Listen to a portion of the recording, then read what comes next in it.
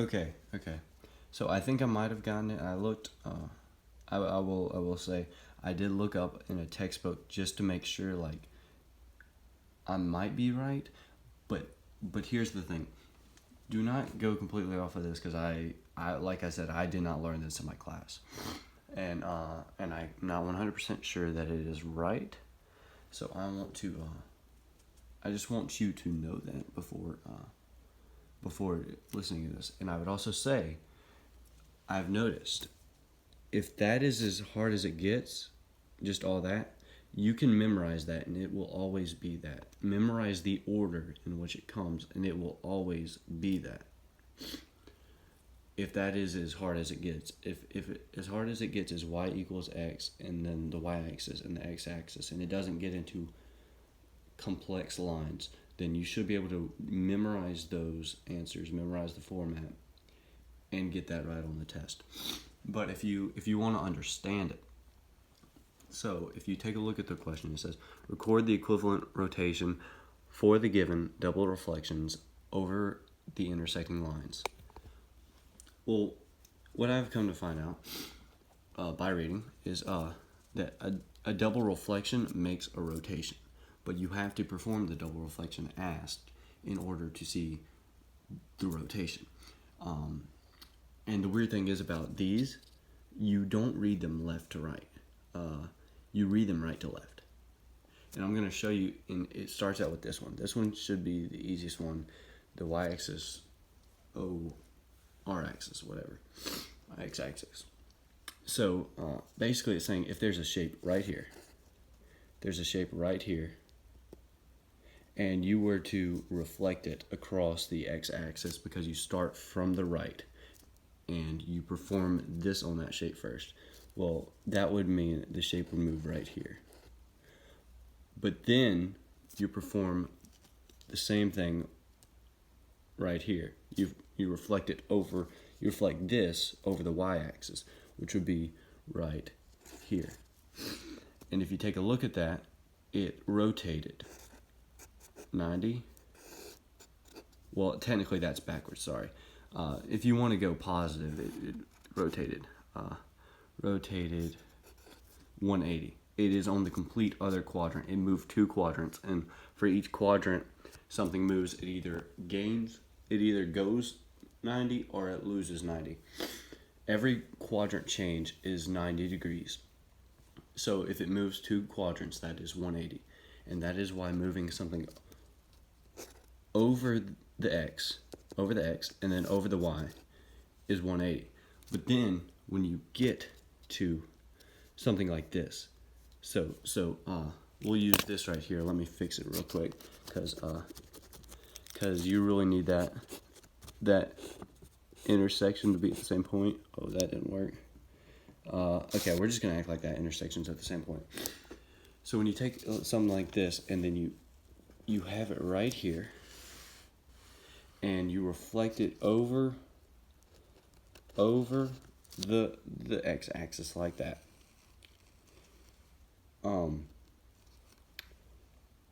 Well, like so. Then you did that for this one, and then you reflect it over this. So right there. So that would be a reflection of 270. Right there it says 90. So either I'm counting the wrong way and it's supposed to go this way and I'm just stupid, because once again, I'm a little rusty on this one. I'm pretty sure you're supposed to go this way. But if you're supposed to go, I'm pretty sure you're supposed to go this way. But if you're supposed to go this way, then yeah, I'm just stupid. But if you're supposed to go this way, I would encourage you to double check your final answer that you got from whoever sent you the answer, and see if that was like really the true answer. And then if y'all go over it in class and this turns out to be right, then this is the way. But we'll work the other ones out the way that I have found too. So this one you want to start off. So we'll go here.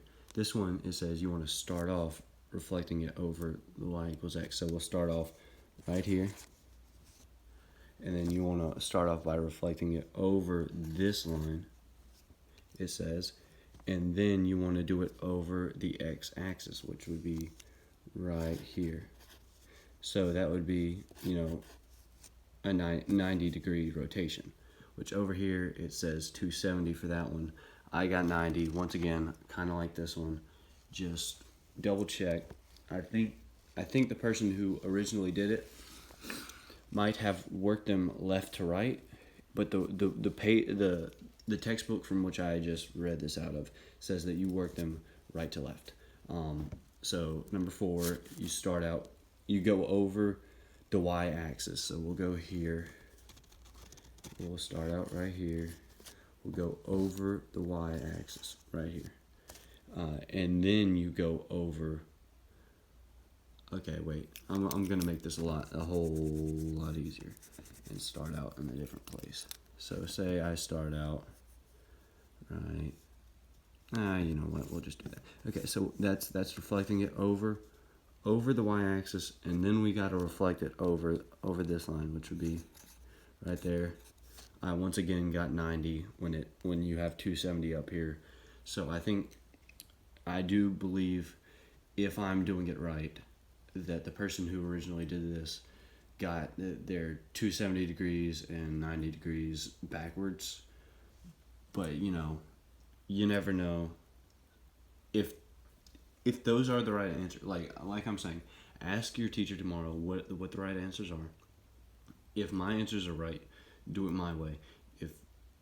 If their answers are right, completely disregard this. Go off of just knowing this, and or you could do this and then just do it backwards, and then like 1, 2, 3, or 1, 2, 3, and that would be 270.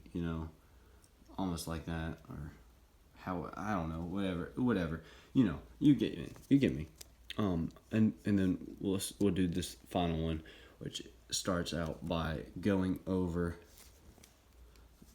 the y equals x, which is once again just a line with the slope of 1, and then you go over,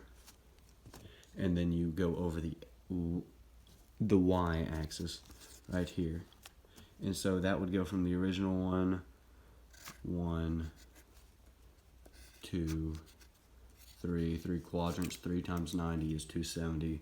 Once again, it's 90 right there. But I would beg to differ, and I would say that 180, 270, 90, 90, 270, and that's what I got.